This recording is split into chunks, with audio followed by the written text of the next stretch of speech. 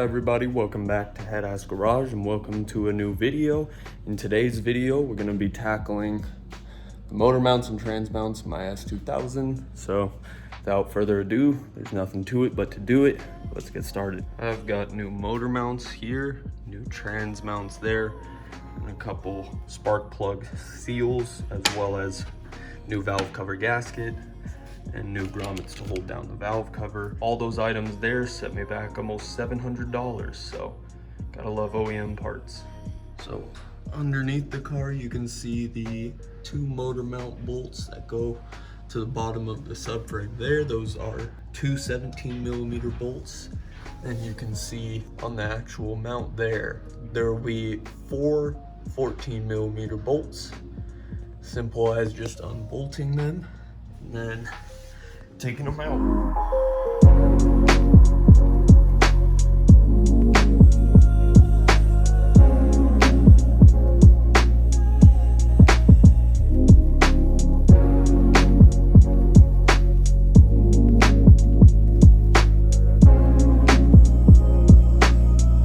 Once I had gotten the motor mount bolts that connect the motor mount to the subframe loosened, I went ahead and put a jack underneath the motor just to give it that extra stability, make sure that it doesn't fall or anything when the motor is coming out. But next it's getting the motor mount crown that connects the motor mount to the motor. I'm not sure if you're able to see there.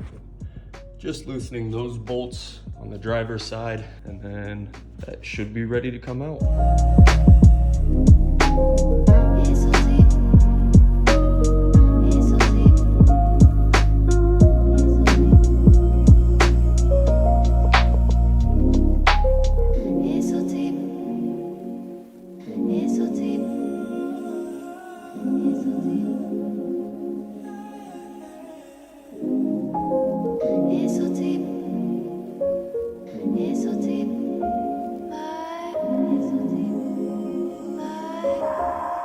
Alright, so I just got the driver's side motor mount out, and it honestly doesn't look to be in terrible condition. However, these are Megan Racing solid motor mounts, which is why it's adding so much vibration, why you can feel every vibration from the motor. So now it's just transferring this bracket and top hat over to the new motor mounts and reinstalling. Alright, that's the new OEM motor mount in. So for those who don't know, the OEM S2000 motor mounts compared to these are oil-filled motor mounts. It helps to dampen a lot of the vibrations and mitigate a lot of the shaking that the motor creates, whereas these were solid motor mounts that don't dampen any of that. So out with the old, in with the new.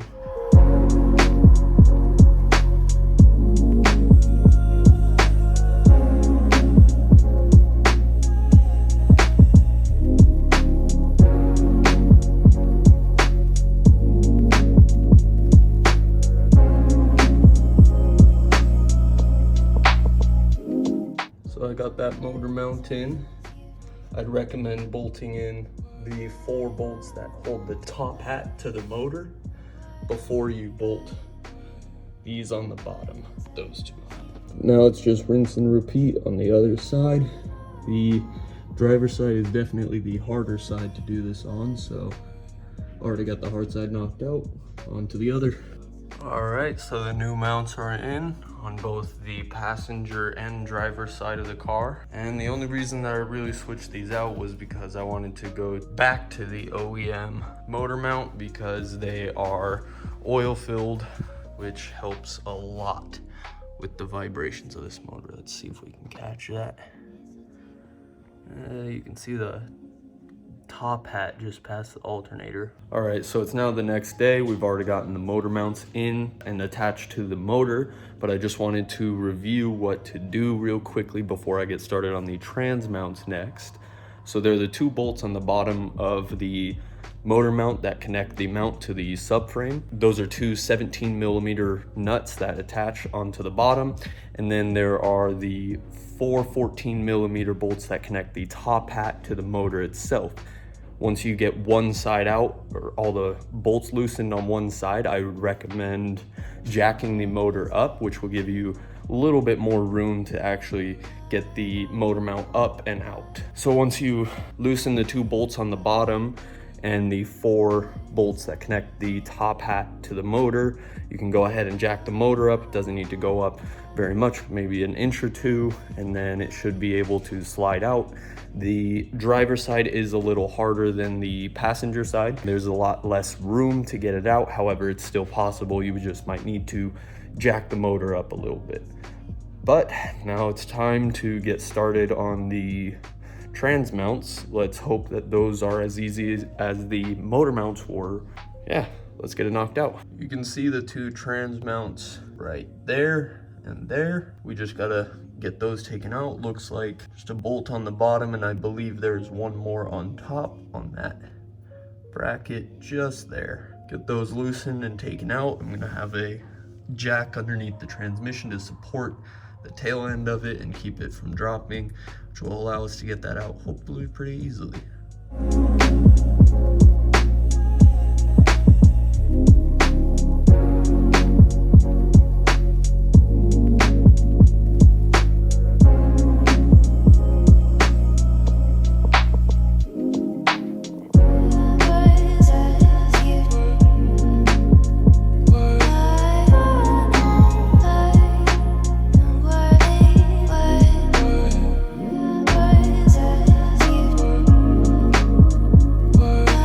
Something to note is that this little brace cross member that goes across the tail end of the transmission will need to come out in order for you to get these trans mounts out. In order to get that cross brace out, the other side that connects up to the chassis is just above the catalytic converter, so I'm gonna have to disconnect the end of the catalytic converter there in order to get it out.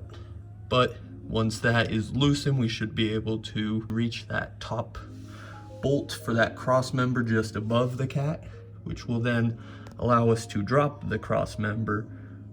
The transmission is being supported by the jack. Very important to have that supported before you take that out. Once that bolt is out on the other side, we'll go ahead, drop this cross member, switch the new trans mounts over, and see where that gets us.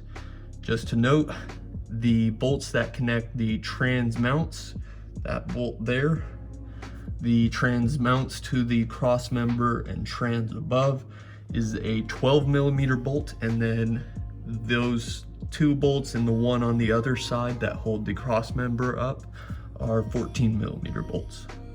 I've gotten the back of the cat disconnected, so I can go ahead and reach that top bolt now. It's just the 14mm bolt up above this cat, and then the brace should be ready to come out and mounts should be ready to go in.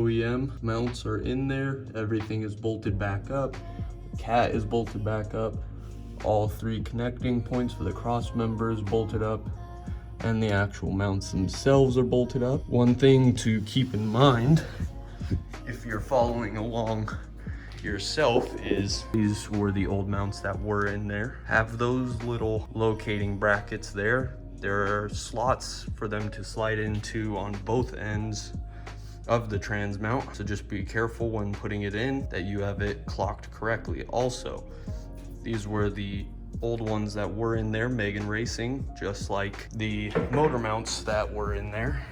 You can see Megan Racing there. So again, just solid mounts that aren't really eliminating any vibrations, so I went back to the softer OEM mounts. So just a quick recap on how to do the motor mounts and trans mounts. in a real quick, orderly fashion. So once you have the car in the air, there are the 2 bolts on the bottom side of the engine mount. They are 17mm nuts, actually, sorry, not bolts. Once you get those loose, you can then move on to the 4 top hat bolts that connect the top hat to the motor. Once you disconnect all those bolts, you can go ahead and put a jack underneath the motor, jack the motor up just a little bit, which will then allow you to slide the motor mounts out on both sides. And then once you're done with that, go ahead and repeat the process, putting the mount in, attaching it to the motor, and then dropping the motor down and putting the nuts back on the bottom of the motor mount. All in all, it's not terribly difficult. I'd say a 4 or a 5 out of 10. You can easily do it by yourself at home, as long as you have a jack and the tools necessary. And then for the trans mounts, you're going to need to loosen the bolts on the trans brace or the cross member. There are 3 15mm bolts, I believe, and then the 4 12mm bolts. That's 1 on the bottom and top of each of the trans mounts, so 2 per trans mount. Once you loosen the bolts on the cross brace and remove the nuts on the trans mounts, you can then slide them out without having to take out the cross member entirely. You will need to loosen up the cat to reach the cross member bolt on the passenger side. However, not very difficult. Take out the bolts on the back side of the cat and the cat will drop, allowing you enough room to get in there. And then you can swap them out, repeat the process, and tighten everything back up. I will say the trans mounts, at least for me, were a lot more difficult. I had a lot less room to work with. However, it's more than doable on your own. That one I'd rate a 6 or a 7 out of 10 in terms of difficulty. Next video that you guys will be seeing on the S2000 will be doing a valve lash, as well as the new valve cover and spark plug seals. We'll be getting some new coil packs for this, so that it will hopefully be running a little better, but we're gonna do the valve lash and compression test, and you guys will get to see that. Thank you guys for watching this video.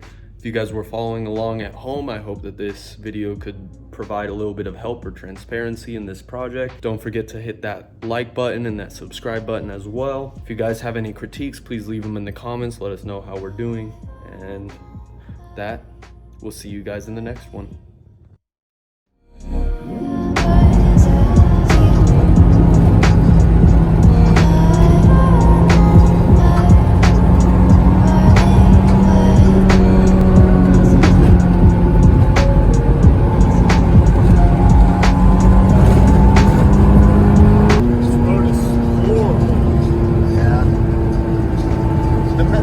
Mexico are always horrible. Yeah. Woo. A little bumpy.